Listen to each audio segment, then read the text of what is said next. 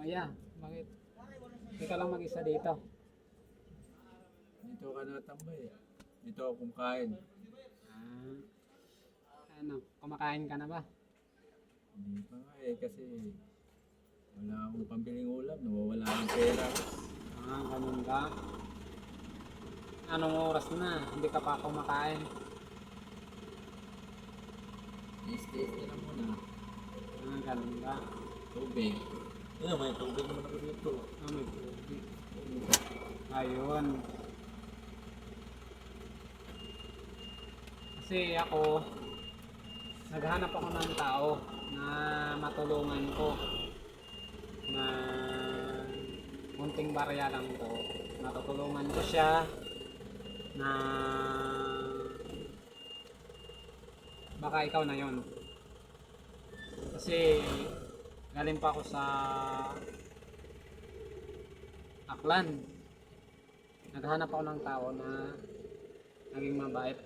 Yung mga driver na mga tao, naghanap po ako. Kasi alam mo, naglalakad ako. Kanina pa ako nanghanap ng mga driver, wala akong nakita. Yun, nasilip kita dito sa loob, ikaw pala nakaupo. Ngayon, hindi ka pa kumakain, wala ka pang pambili.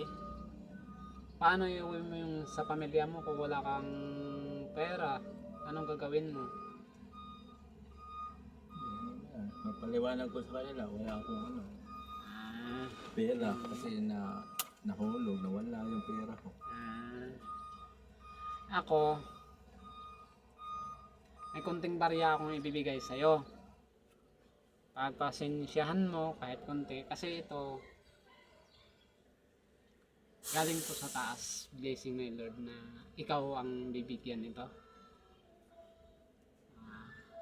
Ipikit mo yung mata mo, tapos darating ang blessing. At saka ikon yung kamay mo.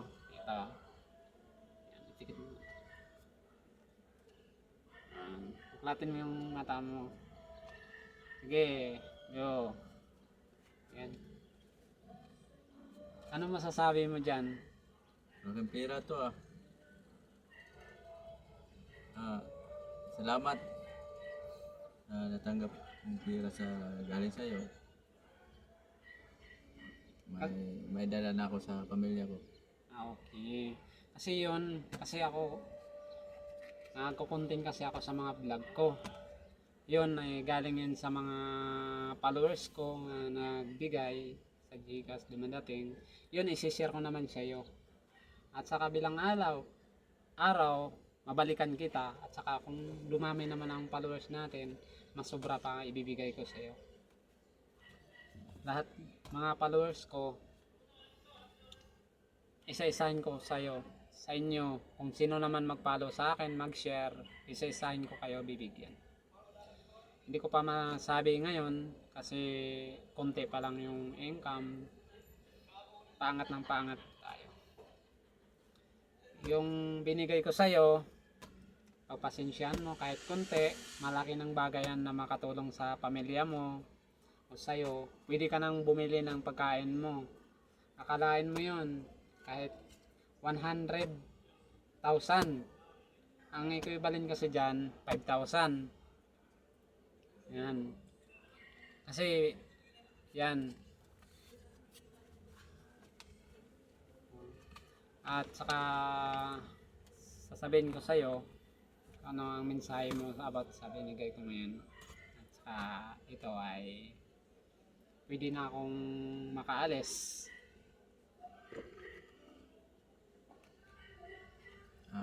Salamat sa kunting tulong. Hindi dahil sa'yo, wala akong maindalang pagkain sa pamilya ko. Salamat. Sige, sige ya. Kasi, alis na ako at saka, iwan na kita dito. At saka bumili ka ng pagkain mo para may dala mo yung pera sa pamilya mo. Sige, bye-bye.